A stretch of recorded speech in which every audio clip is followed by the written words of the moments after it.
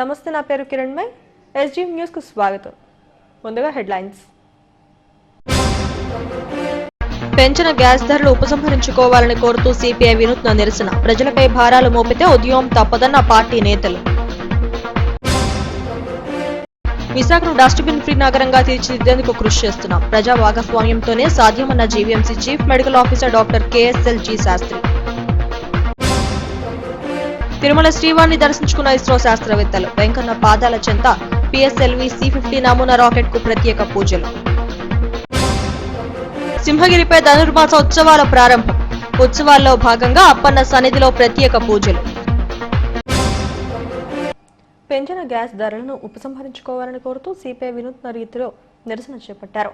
RTC complex నుండి గురజాడ విగ్రహం వరకు గ్యాస్ బండ్లు నెత్తిన పెట్టుకుని నిరసన తెలిపారు. కేంద్ర ప్రభుత్వానికి వ్యతిరేకంగా పెద్దపెట్టిన నినాదాలు చేశారు. ప్రభుత్వం సామాన్యుల పక్షమంటూ ప్రచారం చేసుకుంటున్నారని, అదే సామాన్యుల నడ్డి విరిచే విధంగా గ్యాస్ ధరలు పెంచారని మండిపడ్డారు. ఇప్పటికే కారణాత ఆర్థికంగా చితికిపోయిన కుటుంబాలపై గ్యాస్ ధరలను పెంచడం అన్యాయమని మండిపడ్డారు. కార్పొరేట్ వర్గాలకు మేలు చేయడం కోసమే మోడీ సర్కారు పనిచేస్తోందని విమర్శించారు. పెంచిన ధరలు ఉపసంహరించుకునే వరకు దశలవారీ పోరాటం చేస్తామని హెచ్చరించారు. నిరసనలో సిపిఐ నాయకులు వామనమూర్తి, ఎస్కే రెహమాన్, మన్మథరావు తదితరులు పాల్గొన్నారు. గ్యాస్ ధర 50 రూపాయలు పెంచినటువంటి కేంద్ర ప్రభుత్వం నిన్ననే ఇంకొక 50 రూపాయలు పెంచి ఈ నెలలోనే 2 సార్లు 100 రూపాయలు పెంచింది. దీనివల్ల మన ఆంధ్ర రాష్ట్రంలో 1,36,00,000 కనెక్షన్లు ఉన్నటువంటి గ్యాసు, అందులో పేదవాళ్ళు మధ్యతరగతి 1,16,00,000 మంది వినియోగిస్తున్నారు. వీరి మీద కోట్ల రూపాయల భారం పడుతుంది. రెండోసారి కేంద్రంలో భారతీయ జనతా పార్టీ అధికారం చేపట్టిన తర్వాత బరి తెగించి ప్రజా వ్యతిరేక విధానాలు, కార్పొరేట్ అనుకూల విధానాలు వ్యవహారం చేస్తుంది. ఇది అత్యంత ఏమైన చర్య. ఈ పెంచిన గ్యాస్ 100 రూపాయలు తక్షణమే రద్దు చేయాలా? ఎంత ఏమైనా ఇంకొక పక్క నరేంద్ర మోడీ ప్రభుత్వం దేశంలో ఉన్నటువంటి, దేశానికి అన్నం పెట్టినటువంటి రైతులు కానీ కార్మికులు కానీ ఎవరూ కనబడటం లేదు. ఒక్క కార్పొరేట్లు, ఏ స్క్వేర్, అదానీ, అంబానీలకి లాభం చేకూర్చే పనులు చేస్తున్నారు. దాంట్లో భాగమే ఈరోజు గ్యాస్ ధరల పెంపు. ఇది ఎంతటిదో ఆగదు. దీని ప్రభావం నిత్యావసర వస్తువుల ధరలు పెరగడానికి దోహదపడుతుంది.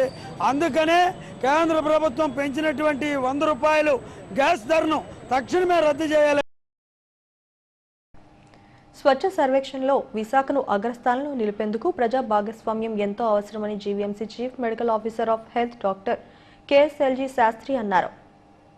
పారిశుద్ధ నిర్వహణకు పటిష్టమైన చర్యలు తీసుకుంటున్నామని పేర్కొన్నారు.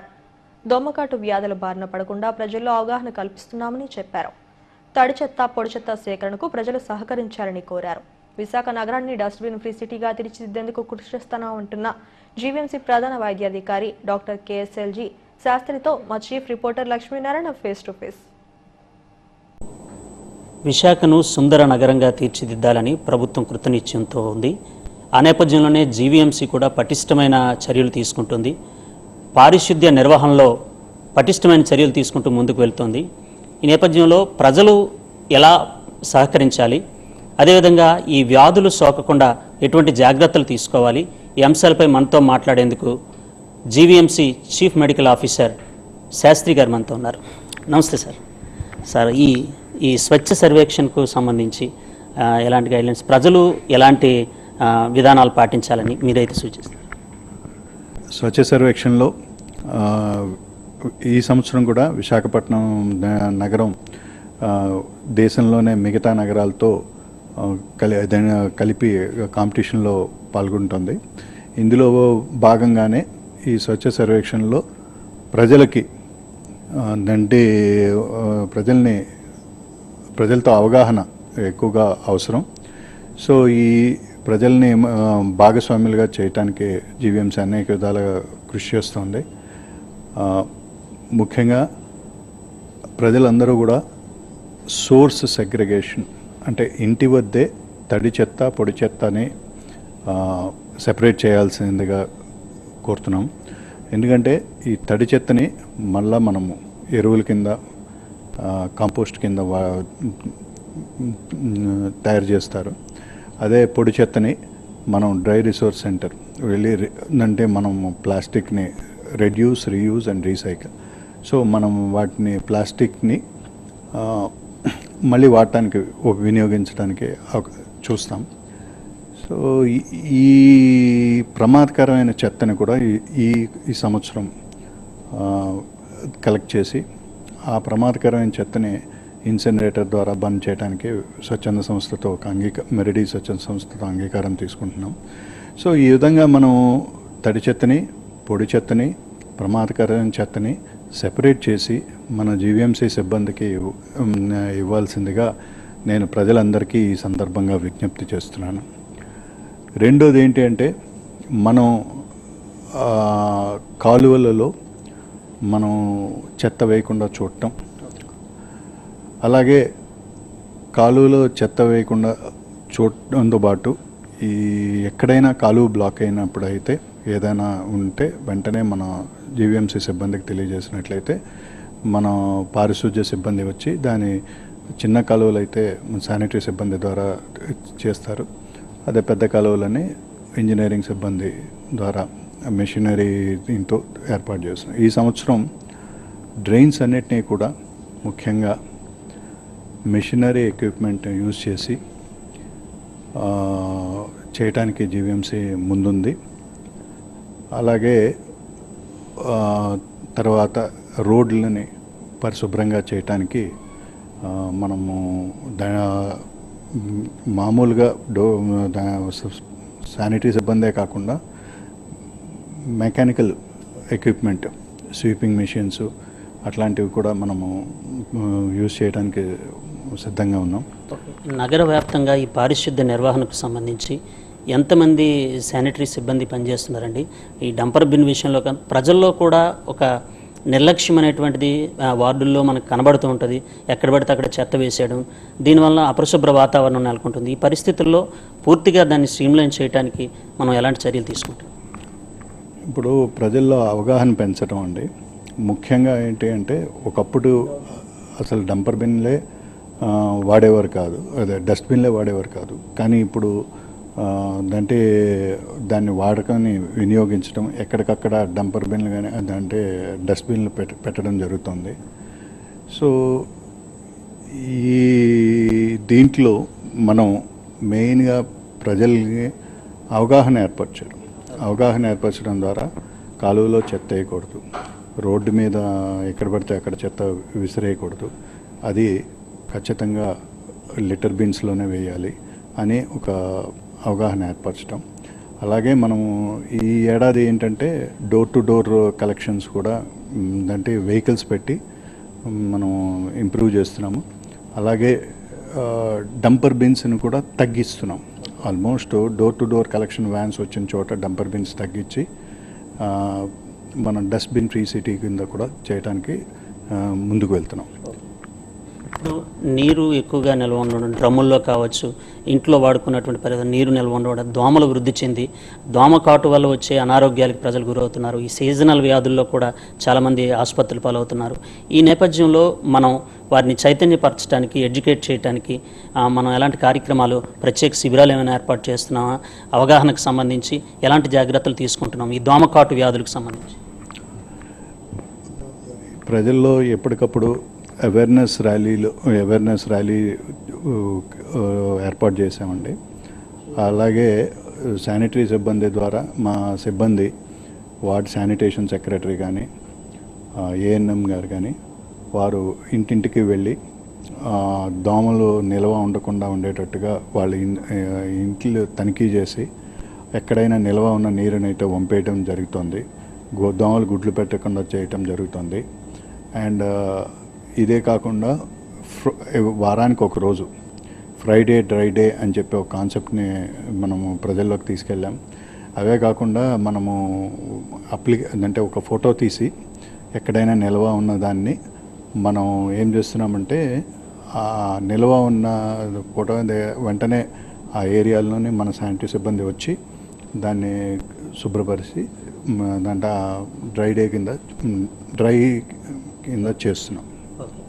ఈ స్వచ్ఛ సర్వేక్షణకు సంబంధించి ప్రజలు ఎలాంటి పార్టిసిపేషన్ ఉంటే మనం గత ఏడాది కంటే ఈ ఏడాది అగ్రస్థానంలోకి రాగలమని మీరు అనుకుంటున్నారు? ప్రజలకు మీరు ఎలాంటి సూచనలు చేస్తారు? ప్రజలు ముఖ్యంగా స్వచ్ఛ సర్వేక్షణలో నేను ఈ సందర్భంగా విజ్ఞప్తి చేస్తుంది ఏంటంటే స్వచ్ఛత యాప్ని గూగుల్ ప్లే స్టోర్స్ నుంచి డౌన్లోడ్ చేసుకుని ఎక్కడైనా వారు పార్టిసిపేట్ చేసి కాలనీ కానీ ఒక ఏమంటారు స్ట్రీట్ని కానీ లేదా ఒక బీచ్ని కానీ లేకపోతే ఒక కొండ ప్రాంతాన్ని కానీ క్లీన్ చేసినప్పుడు ఆ ప్రాంతాన్ని దాన్ని అంటే ఫొటోస్తో వాళ్ళ గ్రూప్తో తీయించి అదే స్వచ్ఛత యాప్ దీనిలో కానీ స్వచ్ఛ మంచిలో కానీ పెట్టుకుని ఆ ఈవెంట్ కింద చూసి ఫోటో తీసి పెట్టుకుని చేయొచ్చు. అలాగే ఎక్కడైనా అపరిశుభ్రతమైన ఏరియా ఉంటే స్వచ్ఛత యాప్లో కొన్ని డౌన్లోడ్ చేస్తే ఆటోమేటిక్గా మా సిబ్బంది వచ్చి అది క్లియర్ చేయడం జరుగుతుంది. అట్లాంటి స్వచ్ఛత యాప్ డౌన్లోడ్ చేయడం అనేది చాలా ఇంపార్టెంట్. సో ప్రజలు ఎక్కువ లాస్ట్ టైం మన మార్కులు కూడా ఎక్కడైతే సోర్స్ సెగ్రిగేషను స్వచ్ఛత యాప్ డౌన్లోడ్ చేయడం దగ్గర మన మార్కులు తగ్గాయి కాబట్టి ఈ సంవత్సరం వాటి మీద ఎక్కువ కాన్సన్ట్రేట్ చేస్తున్నాము. అలాగే మనం టీవీ మీడియా ద్వారా విజ్ఞప్తి చేస్తున్నాము. అలాగే ఈసారి కూడా మనం ప్రజల్ని అంటే ఉమెన్ గ్రూప్స్ని తర్వాత అంటే యూత్ ఆర్గనైజేషన్స్ని ఎన్జిఓస్ని తర్వాత లోకల్ శానిటేషన్ సిబ్బంది ఏఎన్ఎంని దాంట్లో సెక్రటరీ శానిటేషన్ సెక్రటరీ ఏఎన్ఎంని వీరందరినీ కూడా ఇన్వాల్వ్ చేయటం జరుగుతుంది. సో అక్కడ ఉన్న వాలంటీర్స్ని వారితో ఎక్కడికక్కడ అవేర్నెస్ మీటింగ్స్ ఏర్పాటు చేయడం జరుగుతుంది. ప్రజలు భాగస్వామ్యం తీసుకున్నప్పుడే నగర సుందరీకరణ కావచ్చు, నగరంలో పరిశుభ్ర వాతావరణం ఏర్పడుతుంది. స్వచ్ఛ సర్వేక్షణలో దేశంలోనే అగ్రస్థానానికి చేరుకునేలా ప్రజలు పూర్తి పార్టిసిపేషన్ ఉండాలి.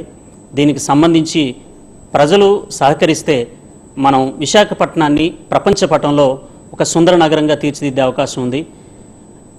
ప్రభుత్వం కావచ్చు, జీవీఎంసీ అధికార యంత్రాంగం కావచ్చు, అన్ని చర్యలు తీసుకుంటున్నాం. ప్రజలు కూడా సహకరించాలి. సహకరించినప్పుడే మనం ముందుకు వెళ్తామని చెప్తున్నారు GVMC CMO Sastri. Video journalist గయాస్తో లక్ష్మీనారాయణ, ఎస్డీవీ న్యూస్, విశాఖపట్నం. తిరుమల శ్రీవారిని ఇస్రో శాస్త్రవేత్తలు దర్శించుకున్నారు. శ్రీవారి పాదాల చెంత పిఎస్ఎల్వి-C 50 నమూనా రాకెట్కు ప్రత్యేక పూజలు నిర్వహించారు. గురువారం సాయంత్రం 3:41 నెల్లూరు జిల్లా శ్రీహరికోటలోని సతీష్ ధావన్ స్పేస్ సెంటర్ 2వ ప్రయోగ వేదిక నుండి ఈ రాకెట్ నింగిలోకి దూసుకుపోనుంది. ప్రతిష్టాత్మకంగా నింగిలోకి పంపే ఉపగ్రహ నమూనాకు ఆలయ అర్చకులు ప్రత్యేక పూజలు చేశారు. నైవేద్య విరామ సమయంలో ఇస్రో శాస్త్రవేత్తలు వెంకన్నను దర్శించుకున్నారు.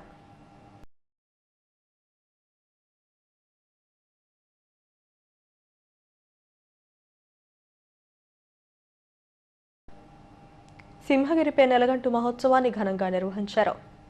సింహాద్రి అప్పన్న సన్నిధిలో తెల్లవారుజామున 5:57 నెలగంటు ఉత్సవాన్ని చేపట్టడంతో కొండపై ధనుర్మాస ఉత్సవాలు ప్రారంభమయ్యాయి. ఈ నెల 24వ తేదీ వరకు జరిగే పగల్పత్తు ఉత్సవంలో భాగంగా ప్రతిరోజు ఉదయం ఆలయంలో స్వామివారి తిరువీధి సేవ నిర్వహిస్తారు. 25వ తేదీ నుండి జనవరి 3వ తేదీ వరకు రాపత్తు ఉత్సవాలు సందర్భంగా ప్రతిరోజు సాయంత్రం 5 గంటలకు స్వామివారి తిరువీధి సేవ జరగనుంది. జనవరి 10 నుండి 14వ తేదీ వరకు సింహగిరిపై పవిత్ర గంగాధార వద్ద స్వామివారి దారోత్సవాలు నిర్వహిస్తారు. ఈ సందర్భంగా స్వామివారి నిత్య కళ్యాణోత్సవం, ఆర్జిత సేవలు జనవరి 10 నుండి 15 వరకు రద్దు చేశారు. 13న సింహగిరిపై భోగి రోజున సాయంత్రం 5 గంటల నుండి గోదాదేవి కళ్యాణం, అదే రోజు నిత్య కళ్యాణం జరగనున్నాయి.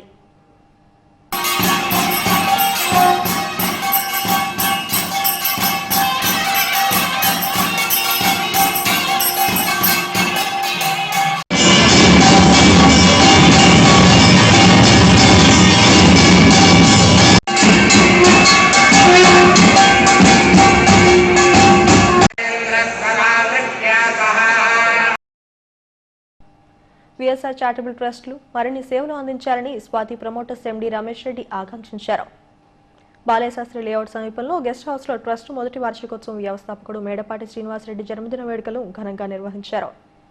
ట్రస్ట్ ఆధ్వర్యంలో సామాజిక సేవా కార్యక్రమాలను విస్తృతంగా చేపట్టాలని రమేష్ రెడ్డి అన్నారు. అనంతరం ట్రస్ట్ ఏర్పాటు చేసిన రక్తదాన శిబిరాన్ని ప్రారంభించారు. కార్యక్రమంలో ట్రస్ట్ ప్రతినిధులు పాల్గొన్నారు. ట్రస్ట్ 1 ఇయర్ అయిన సందర్భంగా ఈ కార్యక్రమం బ్లడ్ టెస్ట్ కార్యక్రమం పెట్టామండి. అదే బ్లడ్ బ్యాంకు పెట్టాం. ఇదేదో స్వలాభం కోసం కానీ లాభాల కోసం కానీ పెట్టిన ట్రస్ట్ కాదు, ప్రజాసేవ చేయాలని పెట్టిన ట్రస్ట్ ఇది.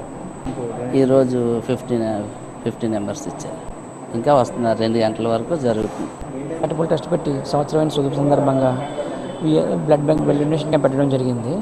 అదేవిధంగా ఈరోజు మార్నింగ్ వృద్ధులకు అల్పాహారం, బ్లడ్ ప్యాకెట్స్, మందులు పంపిణీ కూడా చేయడం జరిగింది. అక్కేపల్లి ఉన్న వృద్ధులకి ఈ రోజు ఇంకా సేవా కార్యక్రమం చేయాలని, ఈ ఇంటి కార్యక్రమాలు ఇంకా ముందు ముందు సాగాలని కూడా కోరుకుంటున్నాం. పిఎస్ఆర్ చారిటబుల్ ట్రస్ట్ కేవలం ఒక ప్రజల కోసం స్థాపించిన ఒక చారిటబుల్ ట్రస్ట్ ఇది. దీని నుంచి మేము రూపాయి పొందడానికి కానీ ఏమైనా పేరు లాభం ఆశించుకొని స్థాపించింది కాదు. కేవలం హెడ్లైన్స్ మరోసారి. పెంచిన గ్యాస్ ధరలు ఉపసంహరించుకోవాలని కోరుతూ సిపిఐ వినూత్న నిరసన. ప్రజలపై భారాలు మోపితే ఉద్యమం తప్పదన్న పార్టీ నేతలు. విశాఖను డస్ట్బిన్ ఫ్రీ నగరంగా తీర్చిదిద్దేందుకు కృషి చేస్తున్నాం. ప్రజా భాగస్వామ్యంతోనే సాధ్యమన్న GVMC chief medical officer doctor KSLG Sastri. Tirumala శ్రీవారిని దర్శించుకున్న ఇస్రో శాస్త్రవేత్తలు. వెంకన్న పాదాల చెంత పిఎస్ఎల్వి C-50 నమూనా రాకెట్ కు ప్రత్యేక పూజలు. సింహగిరిపై ధనుర్మాస ఉత్సవాల ప్రారంభం. ఉత్సవాల్లో భాగంగా అప్పన్న సన్నిధిలో ప్రత్యేక పూజలు. ఈ వార్త ఇంతటితో సమాప్తం. మరిన్ని వార్తా విశేషాల కోసం చూస్తూనే ఉండండి STV న్యూస్.